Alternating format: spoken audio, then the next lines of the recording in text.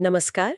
आज हम बात करेंगे स्थानीय स्वशासन की, खासकर झारखंड के पंचायती राज व्यवस्था के सफर पर। हमारे पास कुछ दस्तावेज हैं झारखंड पंचायती राज अधिनियम 2001 और उसके इतिहास से जुड़े। मकसद ये समझना है कि बिहार के समय से लेकर आज के झारखंड तक ये पूरी व्यवस्था कैसे बनी, कैसे विकसित हुई, क्या अहम पड़ाव रहे, चुनाव कब हुए, कब नहीं। तो चलिए इसी पर आज गहराई से चर्चा करते हैं। हाँ बिल्कुल। और ये देखना काफ़ी दिलचस्प है कि आज़ादी के फौरन बाद कोशिशें तो शुरू हुई थीं स्थानीय शासन को मजबूत करने की, लेकिन उनको असली संवैधानिक ताकत मिलने में कई दशक लग गए।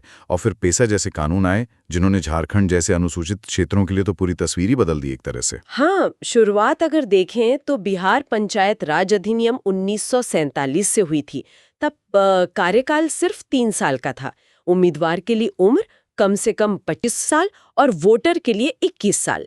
ये बाद में बदला गया।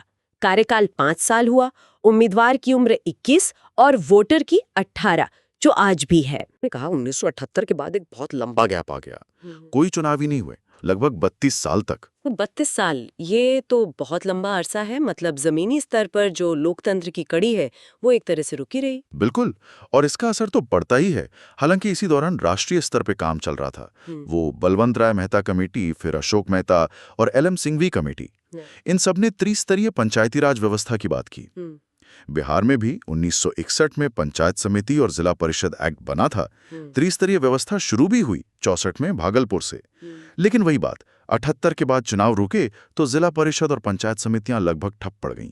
सिर्फ ग्राम पंचायतें ही किसी तरह चलती रहीं। अच्छा। फिर वो बड़ा मोड़ आया 1992 में, 73वां संविधान संशोधन, जो लागू हुआ 24 अप्रैल 1993 से। आजादी के लगभग 42 साल बाद पंचायतों को संवैधानिक दर्जा मिला। हाँ, ये एक मील का पत्थर था। सिंघवी कमेटी की सिफारिशें और ये संशोधन, इसने पंचायतों को सिर्फ मान्यता नहीं दी, बल्कि क्या कहते हैं, असल शक्तियां दी। जैसे टैक्स लगाने का अधिकार, पैसों के लिए राज्य वित्त आयोग, निष्पक्ष चुनाव के लिए राज्य निर्वाचन आयोग। और ये जरूरी कर दिया कि चुनाव नियमित हों, पद खाली हो तो 6 महीने में भरें। विकास का काम भी पंचायतों को सौंपा गया। सही कहा। तो ये तो हुआ राष्ट्रीय स्तर पर, लेकिन झारखंड तो बना 15 नवंबर 2000 को। तो यहाँ इन सब चीजों को लागू करने के लिए अपना कानून चाहिए था। इसीलिए फिर झारखंड पंचायती राज अधिनियम 2001 लाया गया। जी। और झारखंड के लिए इस एक्ट में पीसा, मतलब पंचायत अनुसूचित क्षेत्रों तक विस्तार अधिनियम 1996 का होना बहुत जरूरी था, क्योंकि झारखंड 5वीं अनुसूची का राज्य है। तो पीसा यहाँ की जो आदिवासी आबादी है, उनके पारंपरिक स्वशासन, उनके अधिकारों को मान्यता देता है। अनुसूचित जनजातियों के लिए आरक्षण और ग्राम सभा को खास अधिकार, जैसे कि स्थानीय संसाधनों पर उनका नियंत्रण हो। हाँ, पैसा बहुत महत्वपूर्ण है झारखंड के संदर्भ में। लेकिन देखिए, कानून बनना एक बात है और जमीन पर उतरना दूसरी। झारखंड में पहला त्रिस्तरीय पंचायत चुनाव राज्य बनने के भी 10 साल बाद हुआ, 2010 में। हाँ, वो 32 साल का जो लंबा गैप था वो खत्म हुआ 2010 में। और इन चुनावों में पेसा के तहत आरक्षण लागू किया गया। और उस समय हाँ, सुरक्षा भी एक बड़ी चुनौती थी, क्योंकि नक्सल प्रभावित क्षेत्र है काफी। बिल्कुल। खैर, 2010 के बाद फिर 2015 में दूसरे चुनाव हुए और तीसरे चुनाव में थोड़ी देरी हुई। कोविड और शायद कुछ और कारण भी थे। वो फिर मई 2022 में हुए। जी। और एक बात और, 2015 और 2022 वाले चुनाव ये गैर दलीय आधार पर हुए थे। मतलब पार्टियों के सिंबल पर नहीं लड़े गए। हाँ, ये भी एक अहम पहलू है।